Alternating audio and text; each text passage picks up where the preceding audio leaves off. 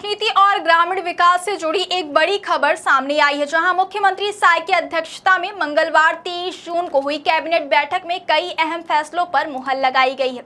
इस बैठक में सबसे बड़ा फैसला ग्रामीण रोजगार और आजीविका को मजबूत करने को लेकर लिया गया है। साथ ही नई योजनाओं के जरिए गांवों में विकास की रफ्तार बढ़ाने पर जोर दिया गया है। अब सबसे पहले समझते हैं कैबिनेट में लिए गए सभी प्रमुख फैसलों को। सबसे पहले बात करते हैं वीबी जी रामजी योजना की। कैबिनेट ने इस योजना के क्रियान्वयन के प्रारूप को मंजूरी दे दी है। इस योजना का पूरा नाम विकसित भारत रोजगार और आजीविका मिशन ग्रामीण रखा गया। इसका मुख्य उद्देश्य ग्रामीण क्षेत्रों में रोजगार बढ़ाना, लोगों को आर्थिक रूप से मजबूत बनाना और सरकारी योजनाओं को एक साथ जोड़कर बेहतर परिणाम देना है। इस योजना के तहत पात्र ग्रामीण परिवारों के वयस्क सदस्यों को हर वित्तीय वर्ष में 125 दिनों तक अकुशल श्रम आधारित रोजगार की गारंटी दी जाएगी। यानी गांव के लोगों को अब रोजगार के लिए बाहर नहीं जाना पड़ेगा, बल्कि उन्हें अपने ही क्षेत्र में काम मिलेगा। इस योजना में खास बात यह है कि इसमें जल संरक्षण, प्राकृतिक संसाधन प्रबंधन, ग्रामीण आधारभूत संरचना निर्माण और आजीविका से जुड़ी परिसंपत्तियों के विकास पर जोर दिया जाएगा। सरकार का फोकस यह है कि गांवों में स्थायी रोजगार के अवसर बनाए जाएं ताकि लोग आत्मनिर्भर बन सके। इसके अलावा इस योजना में ग्राम पंचायत स्तर पर समेकित विकास को बढ़ावा दिया जाएगा और अलग अलग विभागीय योजनाओं को एक साथ जोड़कर बेहतर तरीके से लागू किया जाएगा। डिजिटल तकनीक का उपयोग करते हुए इस योजना में पारदर्शिता और जवाबदेही सुनिश्चित की जाएगी ताकि काम की निगरानी बेहतर तरीके से हो सके।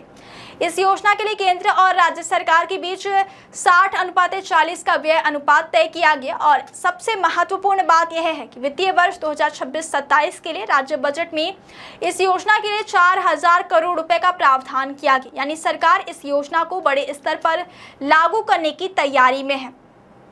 अब बात करते हैं दूसरी बड़ी योजना की। कैबिनेट ने अटल आजीविका समृद्धि हाट योजना को भी मंजूरी दे दी है। इस योजना का उद्देश्य ग्रामीण अर्थव्यवस्था को मजबूत करना और स्थानीय उत्पादों को बाजार उपलब्ध कराना है। इस योजना के तहत ग्रामीण क्षेत्रों में कई तरह के केंद्र विकसित किए जाएंगे, जैसे कि सृजन केंद्र जहां हथकरघा, बुनाई, सिलाई और हस्तशिल्प जैसे काम होंगे। प्रसंस्करण इकाइयां जैसे दाल, तिलहन, राइस मिल और डेयरी उत्पादों के लिए यूनिट्स स्थापित की जाएगी।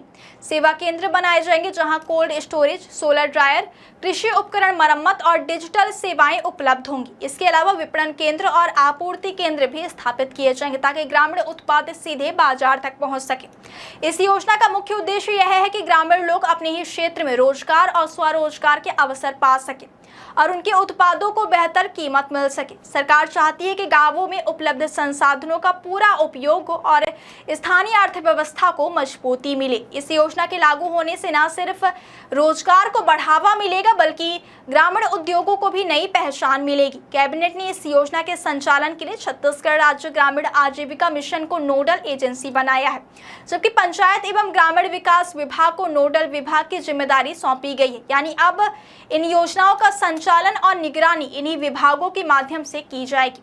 कुल मिलाकर देखा जाए तो छत्तीसगढ़ कैबिनेट के ये फैसले ग्रामीण विकास की दिशा में एक बड़ा कदम माना जा रहा है। इन योजनाओं से एक तरफ गांवों में रोजगार के नए अवसर बनेंगे तो दूसरी तरफ ग्रामीण अर्थव्यवस्था को भी मजबूती मिलेगी। अब देखना यह होगा कि इन योजनाओं के क्रियान्वयन कितनी तेजी और प्रभावी तरीके से जमीन पर उतरते हैं और इसका सीधा लाभ आम लोगों तक कितनी जल्दी पहुंचता है।